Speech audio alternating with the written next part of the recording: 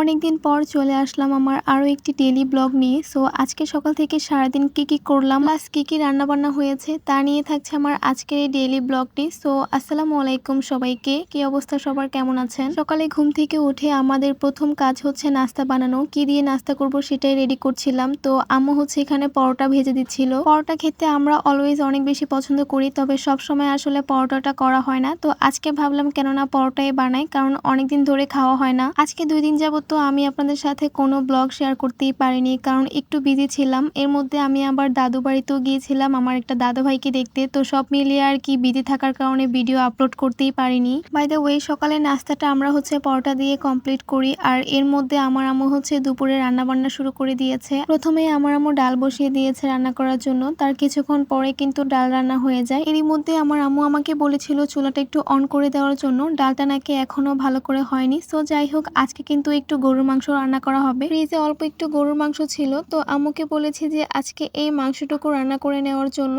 আম্মু কিন্তু আমাকে প্রথমেই না বলেছে, যেহেতু আজকে মাংস অল্প, ভিডিও করার কোনো প্রয়োজন নেই। তারপরও আমি ভাবলাম একটু ক্লিপ নিয়ে নিই, আপনাদের সাথে শেয়ার করব। অ্যান্ড এই তো এখানে কিন্তু গরুর মাংস রান্না করা প্রায় শেষের দিকে। তো আম্মু আমাকে বলেছিল যে একটু ট্রাই করার জন্য, মানে মাংসটা ভালো করে সেদ্ধ হয়েছে কিনা। আমি সবসময় এরকমই করি, আম্মু মাংস রান্না করার সময় একটু ট্রাই করে দেখি। আর আমার আম্মুর হাতের গরুর মাংস না অলওয়েজ বেস্ট হয়ে থাকে, আমার কাছে খুবই ভালো লাগে। আর সাথে যদি 2-1টা আলু দেওয়া হয় তাহলে তো আর কোনো কথাই নেই। বাই দ্য ওয়ে, আমি হচ্ছে এই সলিড মাংসটুকু নিয়েছি খাওয়ার জন্য, আর দেখলাম যে অনেক বেশি ভালো হয়েছে আর মাংসটাও সিদ্ধ হয়েছে। এরপরে আমার আম্মু চুলাটা অফ করে দেয় আর আমাদের মাংস রান্না ডান। আর আপনারা কিন্তু কমেন্ট করতে একদমই ভুলবেন না আমার আম্মুর হাতের গরুর মাংসটা কেমন লাগছে দেখতে আর কতটুকু লোভনীয় লাগছে। তো এরপরে হচ্ছে আমার আম্মু লাস্টলি এখানে তাল রান্না করতে নিয়েছে। আমাদের বাসার সবাই তাল খেতে এত বেশি পছন্দ করে যে কি বলবো। এই যেমন আমার কথাই বলি, আমি ছোটবেলা থেকে তাল জিনিসটা অনেক বেশি পছন্দ করি। অনেকে আছে এটা খেতে পারে না, বাট আমার কাছে এটা খেতে না ভীষণ ভালো লাগে যখন নারকেল দুধ বেশি করে এটা রান্না করা হয়। তালটা আজকে আমার আম্মু সকালেই নিয়েছিল,